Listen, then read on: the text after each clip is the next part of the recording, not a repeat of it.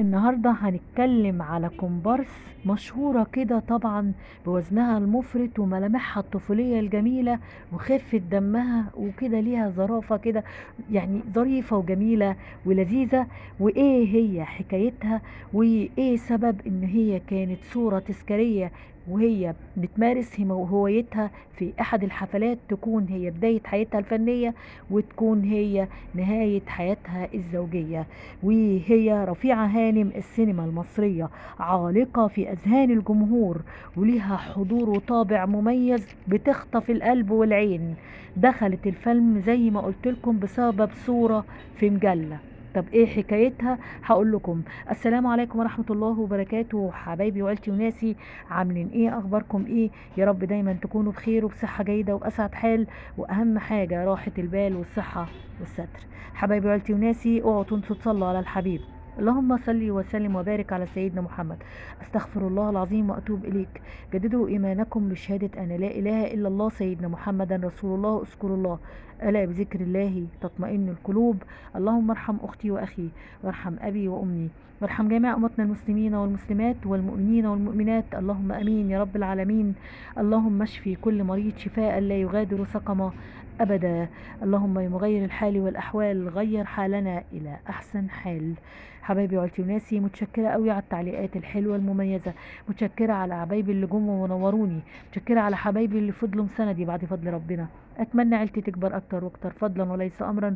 واللي ما جاش يشترك في القناه ممكن يجي ينورني في القناه ولايك، فضلا وليس امرا. هنتكلم عن فنانتنا النهارده، رفيعه هانم، السينما المصرية، وهي ليلى حمدي. وهي من الفنانات المهمشات في السينما المصرية، إلا إنها لم تحظى على الشهرة رغم ملامحها زي ما قلتكم، وإن ليها حضور في العمل بملامح رقيقة. ايه سبب دخولها الفن؟ اولا هقول لكم هي من مواليد ايه.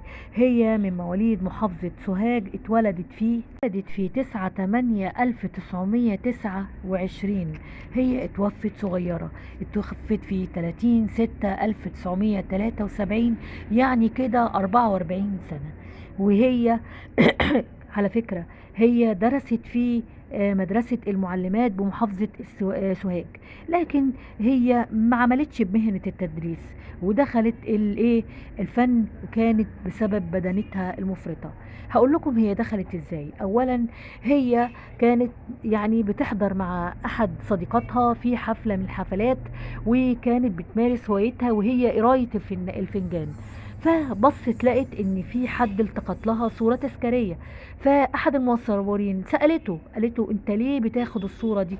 قال لها لا، انا بس بحب اصور ودي هوايتي ان انا اخدها، يعني صور تذكارية، يعني من هواياته. ما خدتش ودت وسكتت، والكلام زي الفل وما فيش اي مشاكل لحد الان. طب حصل ايه؟ هقول لكم. بعد ايام قليله بصت لقت نفسها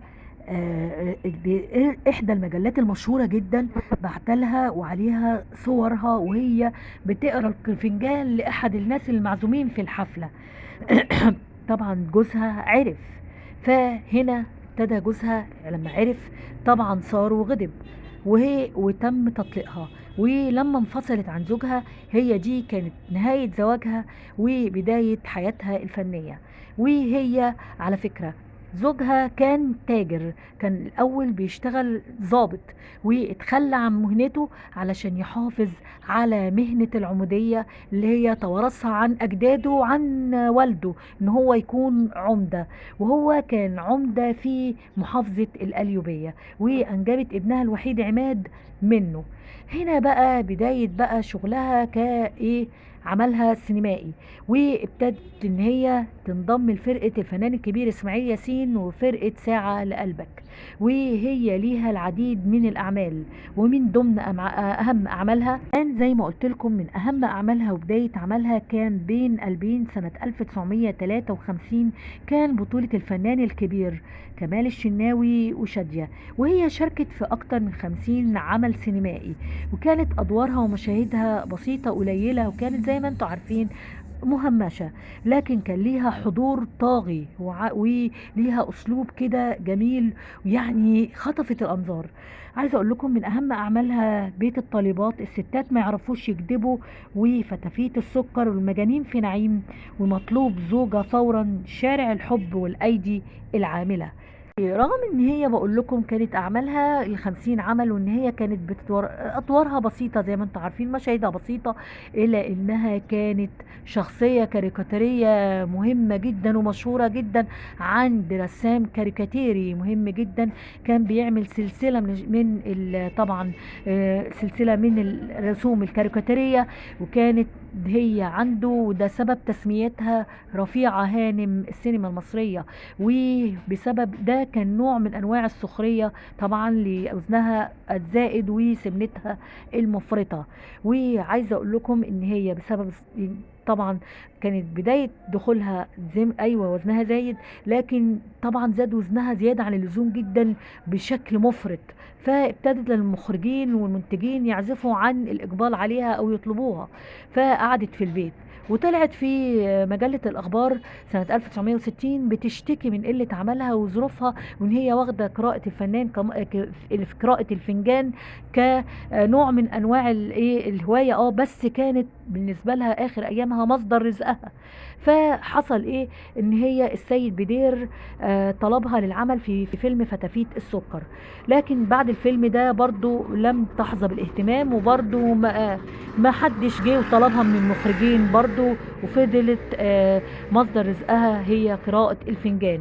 الفنانة ليلى حمدي تزوجت للمرة التانية من الفنان سمير ولي الدين، أبو الفنان الكبير الله يرحمه علاء ولي الدين، ودي كانت الزيجة التانية ليها، وهي دي كانت حكايتها ونهايتها إلى أن توفت ورحلت عن عالمنا في 30 يونيو 1973 عن عمر يناهز 44 سنة. الله يرحمها ويغفرها، الله يرحمها ويغفر لها، رفيعة السينما المصرية هي ليلى حمدي. وهي دي كانت حكايتنا النهارده. يا رب يكون الفيديو عجبكم، فضلا ليس امرا لايك وسبسكرايب في القناه، واوعوا تنسوا تصلوا على الحبيب. والسلام عليكم ورحمه الله وبركاته، والف الف مليون شكر.